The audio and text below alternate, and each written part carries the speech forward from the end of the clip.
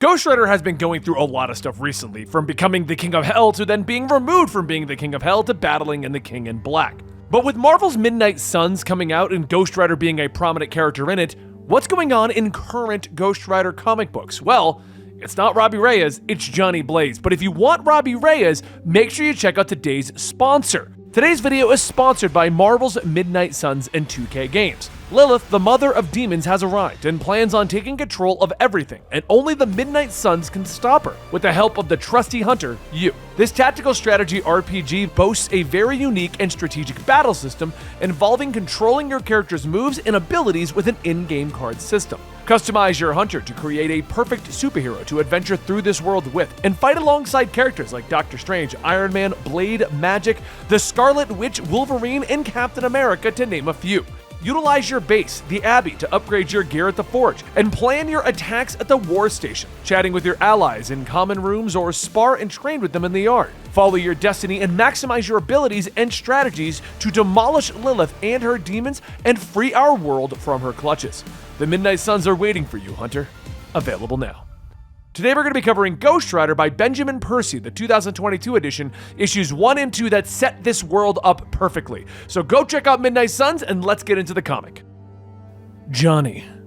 Where have you been, Johnny? This is the question that Johnny Blaze is asked by his therapist, and the answer is, he doesn't know.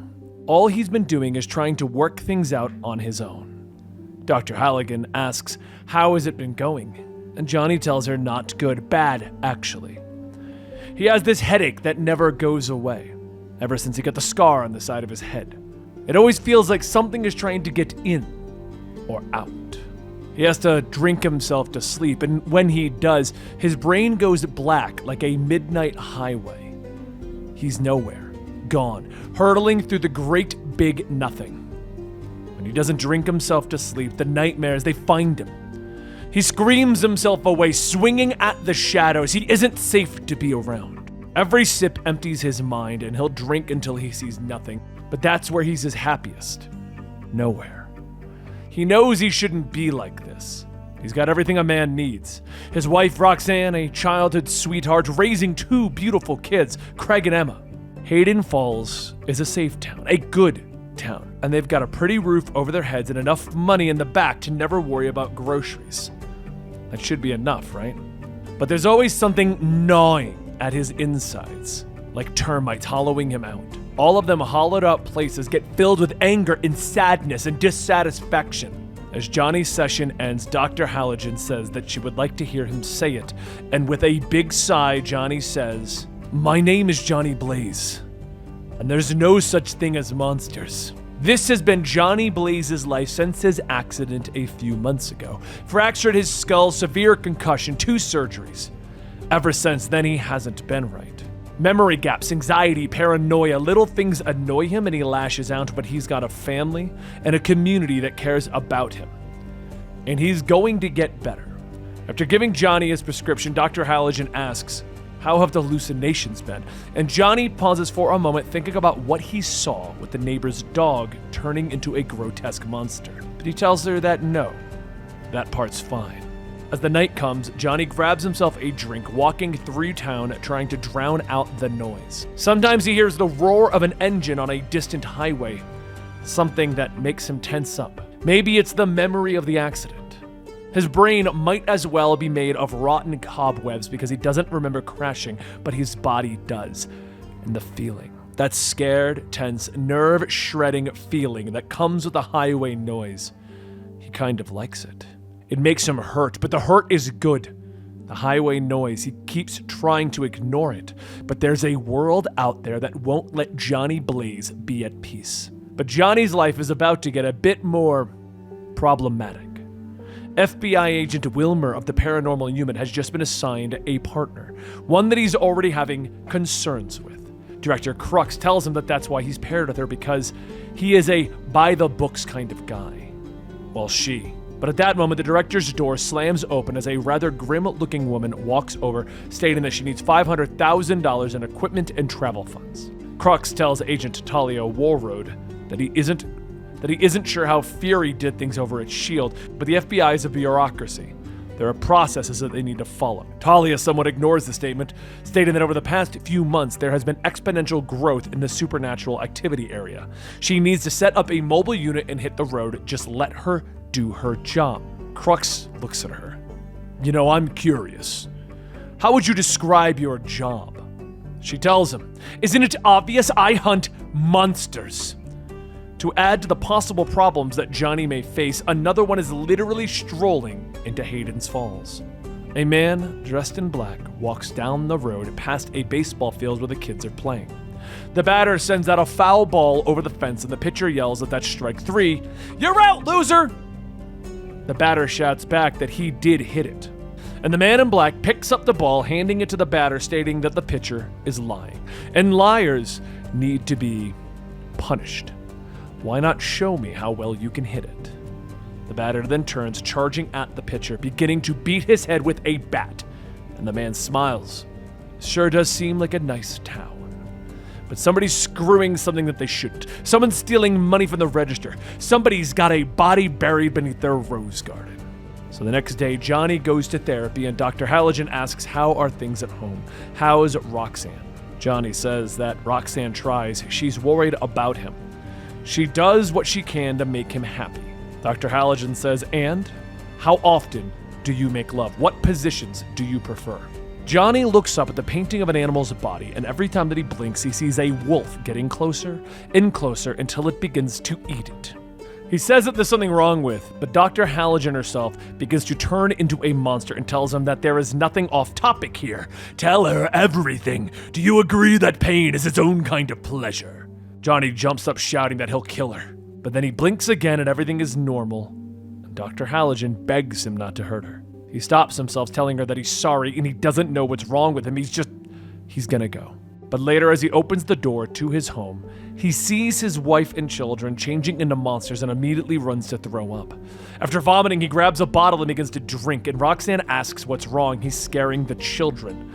And he asks, What if I'm not crazy? What if everything I'm seeing is true and everyone else is crazy? Roxanne tries to back away. She tells him that he's hurting her and then scratches at him. Johnny looks at her. I don't remember giving you that ring. Let me see your ring, Roxanne. He inches towards her, Roxanne grabbing a knife, telling him to get back, but suddenly the two of them stop when the doorbell rings. Roxanne runs to answer it, stating that he needs to stay back. He is in no state to talk to anyone. She then opens it up and the man in black says that he has been looking near and far, so glad to have finally found them. She stops. I'm sorry, who are you? The man hands over the magician tarot card and says that his name is Zeb. Here's his card. As she goes to take it, Zeb looks at her, grabbing it. Hey, that's a nice ring you've got there. Mind if I see what it's made of? Johnny comes barreling out, shouting to keep his hands off of his wife, and Zeb laughs. I hate to break it to you, but that ain't your wife. This ain't your town! Johnny slashes at him with a knife. Who are you?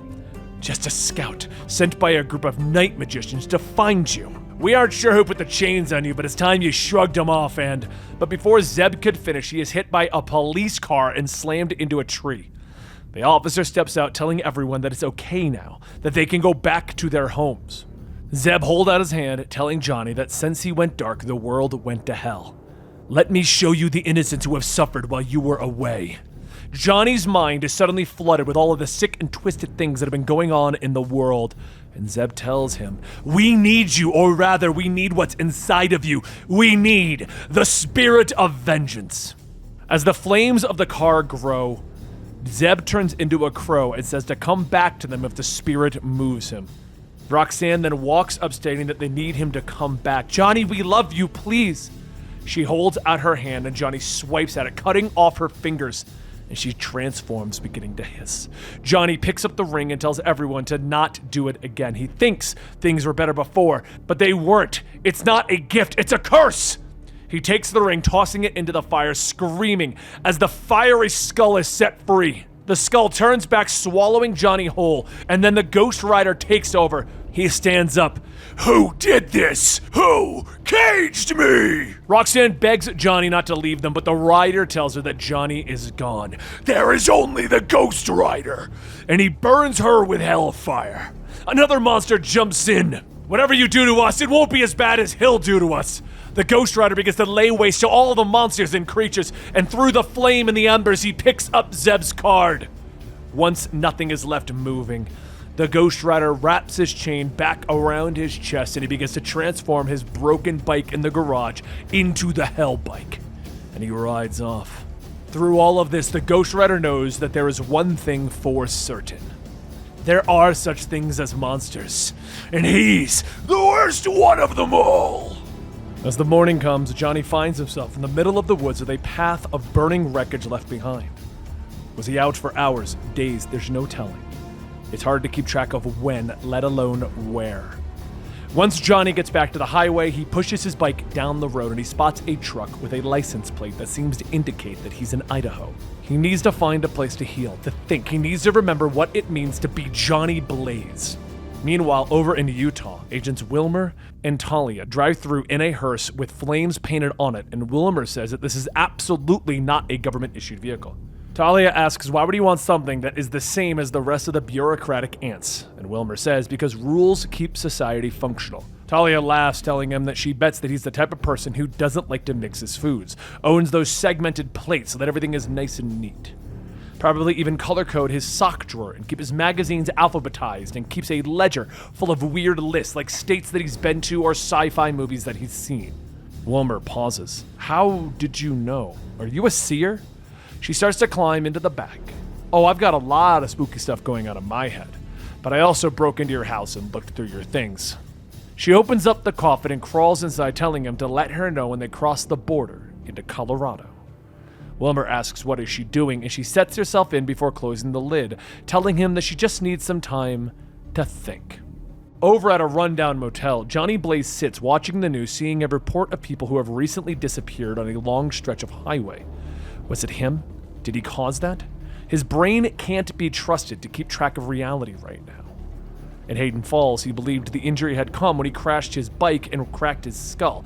Maybe there's a shadow of truth to that, but whatever's wrong now, or however it happened, the fact is, he is a broken reflection of himself. Johnny decides to get up and try his luck by asking the motel owner if he has anything that he might need help with. He's got no cash and he can do whatever grunt work is needed to be done around the place for a few extra bucks. The owner tells him that actually they could use some of that around here.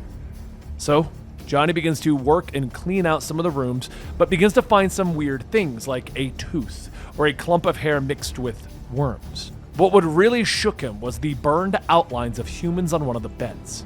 So much that it caused him to stumble back, bumping into a large mirror that was set up in every room. The mirror came crashing down, but what was behind it was strange. There was a hallway that led down to all of the other rooms, allowing Johnny to see beyond the one-way mirror into customers' private lives. But the last room, it looked like a whirlwind of destruction passed through it, and the room was covered in blood. Johnny looked down to see a small doll that seemed to belong to a small child. But before he could even attempt to fight it, the rider was trying to break free. The fires began to swirl around Johnny's flesh as he begs the rider to leave him alone. But when there was nothing but bones and fire, the Ghost Rider stood up. Down the tunnel, it eventually led to the side of a mountain, and at the end of that is the motel owner kneeling by an altar. Beside him is a mother, father, and daughter, and the owner calls out that he knows his hunger is as great as a cavern. So he has come to sate it with those offerings. Just then, a giant demon shuffles out through the shadows, reaching for the father, and with one bite, bites the man in half. But before the demon could continue, it and the owner hear something roaring down the tunnel. A few seconds later, the Ghost Rider rides in, stopping before them. He points at the owner. Penance! And without saying a word, the motel owner reaches up, snapping his own neck. The demon steps forward, asking, "What are you doing here?" But the Ghost Rider looks at him. "How do I know you?" The demon says that they all know him. He is the flame that has kept them in the shadows. He is supposed to be extinguished. Ghost Rider rides in, whipping one of his chains, cutting into the demon, and as he leaps up, snapping his hook into the demon's head, he tells him, "Let it be known, the rider rides again!" So later that night, Wilmer and Talia drive past that same motel, with firefighters rushing in to put out whatever's going on with the fire. Talia forces Wilmer to pull over, and while everyone is looking at the building, Talia is looking at the road. following a small flame leading into the black of night. She touches the fire, stating, "Whoever you are, whatever you are, I'm coming for you."